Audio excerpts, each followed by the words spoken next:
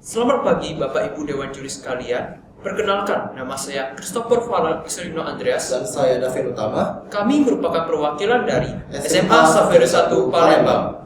Kami telah melakukan penelitian dengan judul Analisis Kinerja Keuangan Perusahaan Penghasil Energi di Provinsi Sumatera Selatan dengan studi kasus perusahaan PT Bukit Asam dengan guru pembimbing yakni Bapak Herman Yosef Sunu Endrayanto, SPD MSI.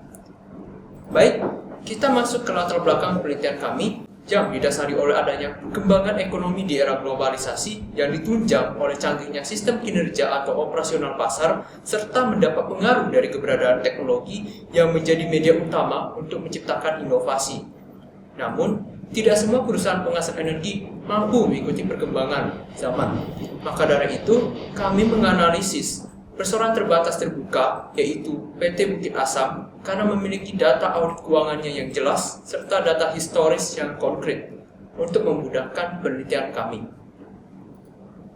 Lanjut ke dalam masalah yang kami angkat pada penelitian kali ini, yaitu pertama, bagaimana perkembangan kinerja keuangan PT Bukit Asam dalam kurun waktu 10 tahun terakhir berdasarkan tolak ukur aktiva dan pasiva. Kedua, bagaimana perkembangan zaman dan kondisi perekonomian global turut mempengaruhi angka rasio kinerja keuangan PT Bukit Asam. Dan ketiga, bagaimana rasio likuiditas, solvabilitas, dan profitabilitas pada kinerja keuangan di perusahaan PT Bukit Asam.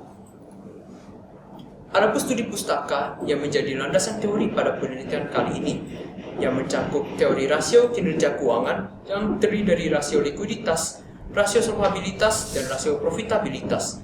Kemudian tidak lupa dengan aspek aktiva dan pasiva.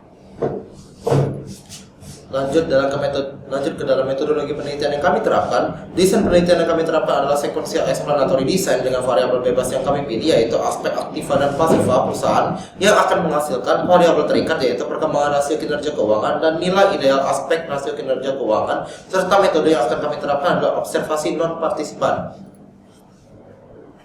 Lanjut ke dalam hasil dan pembahasan yang kami bagi menjadi dua poin. Poin pertama yaitu perubahan aktiva dan pasiva dari tahun 2012 ke 2022 dalam jutaan rupiah. Di sini terjadi perubahan total aset sekitar 32 juta, perubahan total liabilitas sekitar 12 juta, perubahan total ekuitas sekitar 20 juta, dan perubahan total pendapatan sekitar 31 juta.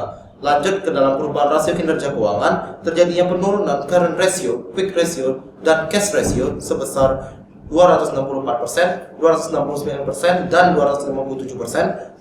Dilanjutkan dengan peningkatan debt to asset ratio, debt to equity ratio, dan time interest earn ratio dari tahun 2012 ke 2022 sebesar 3%, 6%, dan 83% berturut-turut. Lalu ada perubahan gross profit margin yang mengalami penurunan 1%, net profit margin yang mengalami kenaikan 4%, dan operating profit margin yang mengalami kenaikan 2%. Dari hasil pembahasan yang telah dijelaskan, maka dapat disimpulkan bahwa perkembangan perekonomian global turut mempengaruhi sistem kinerja keuangan perusahaan PT Bukit Asam.